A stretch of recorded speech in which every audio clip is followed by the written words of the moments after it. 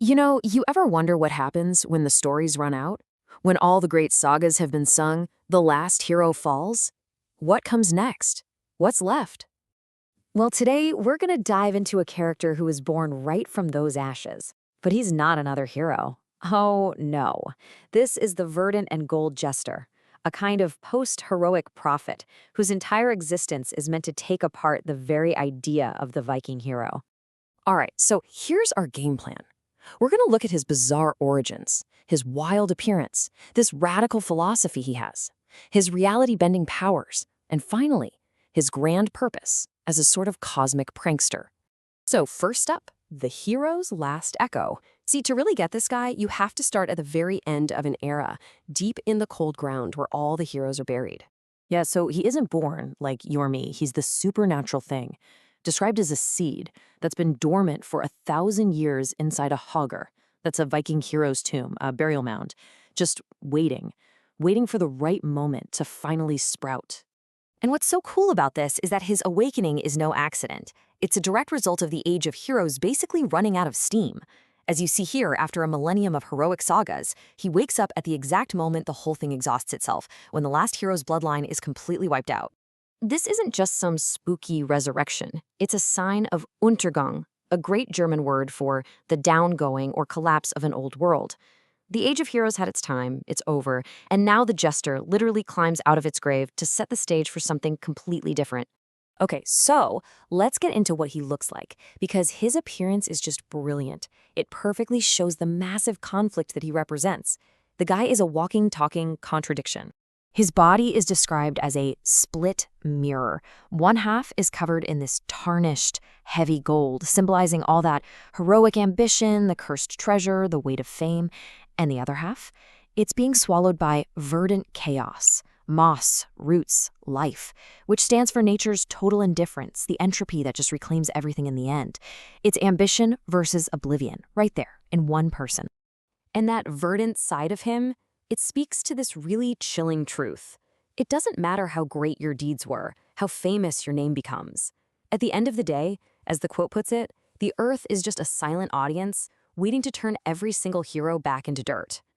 And check out his gear. He's got a chipped axe, right? But it's not for fighting. It's a prop he uses to make fun of the whole idea of a hero's weapon. And in his other hand, a fool's rattle. Now that's not just to show he's a fool. It's a symbol of a new beginning, of play. It's the sound of an old world cracking and a new chaotic one being born.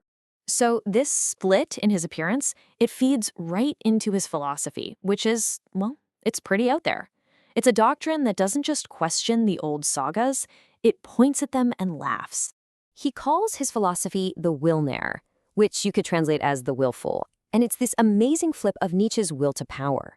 See, where a hero uses their will to dominate and build things, the Jester uses his will for just one thing, to laugh at the absurd idea that order and control are even possible in the first place.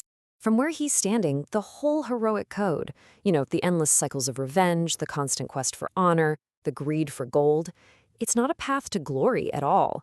It's a beautiful cage. It's a script that traps heroes, forcing them to play out these miserable tragedies that they can never, ever escape. And his path to freedom? It's pretty much a 3-step plan. First, you have to actually see the cage you're in. Second, you embrace this kind of sharp, active laughter that celebrates life despite its absurdity. And finally, that's how you find real freedom. Not by becoming king, but by accepting chaos and learning how to dance with it. Okay, so how does a guy like this actually fight? I mean, he doesn't use spells or swords. His powers are metaphysical. He's literally messing with the fabric of reality itself. So his first power is this thing called shadow necromancy.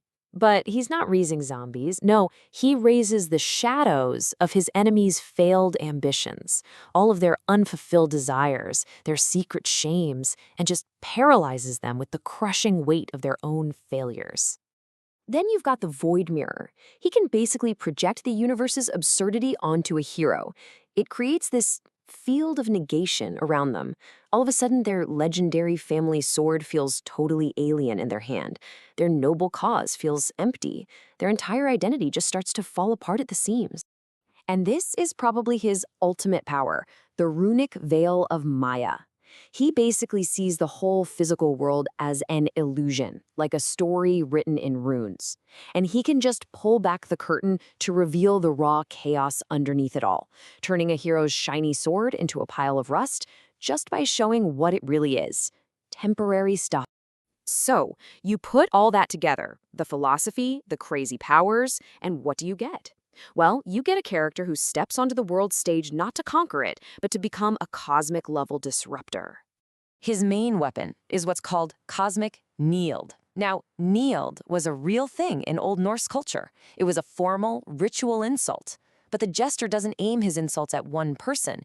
He insults the entire heroic universe, trying to shame the whole system into looking completely ridiculous. So picture this. He walks into a hall where two Vikings are about to kill each other over a golden arm ring. He doesn't try to steal it. He just points out the cosmic joke. You guys think you own the gold, but look closer. The gold, your greed, your ambition, it owns you. So that's how he wins. It's not about killing the hero. Victory for him is when a berserker, mid-scream, just stops. Totally paralyzed, because it hits him all at once that his entire life struggle, his whole epic saga, is nothing but one long, bloody joke. And after he's told the joke and everyone gets the punchline, what then? Does he take over? Nope. He couldn't care less about ruling the herd, which is what he calls society.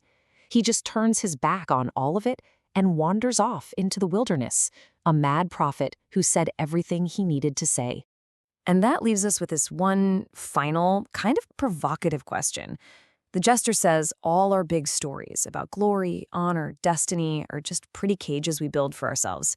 And if that's true, then is laughing at it all the only real way to be free?